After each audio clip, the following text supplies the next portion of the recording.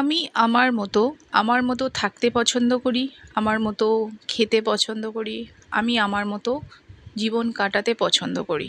আর আজকে আমি আমার এই বিকেলটা আমার মতো করেই কাটাবো। আর সেই জন্য তোমাদের কাছে নিয়ে চলে এসেছি আজকের এই বিকেলের ছোট্ট একটা ব্লগ। 6:45 বেজে গেছে, দেখো বিকেল প্রায় গড়িয়ে সন্ধে হতে যাচ্ছে।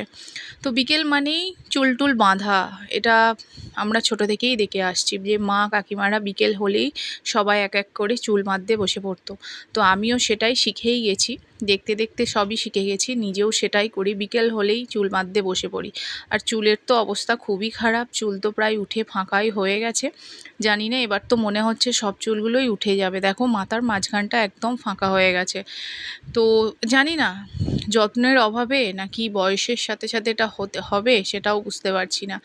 তো চলো চুল টুল বেঁধে একটু বাইরের দিকে যাই। বিকেলবেলাটা চার দেওয়ালের মধ্যে আর ভালো লাগে না, সকাল থেকে সারা দিন, সন্ধ্যে থেকে সারা রাত সেই চার দেওয়ালে বন্দি। বিকেলটা কেউ সেটা সম্ভব বলো? গাছপালা, ফুল, কত কিছু রয়েছে বাইরে, তাদের সাথে একটু গিয়ে দেখা করে আসি, গল্প করে আসি, একটু খোলা হাওয়ায় ঘুরে আসি।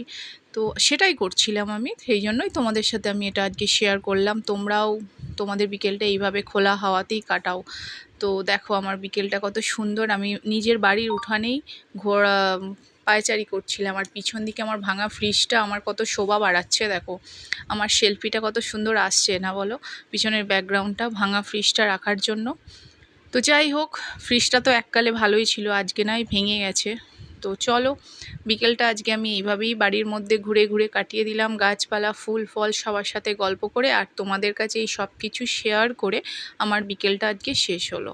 তো দেখা হচ্ছে নেক্সট ব্লগে, ততক্ষণের জন্য টাটা, ভালো থেকো সবাই, সুস্থ থেকো।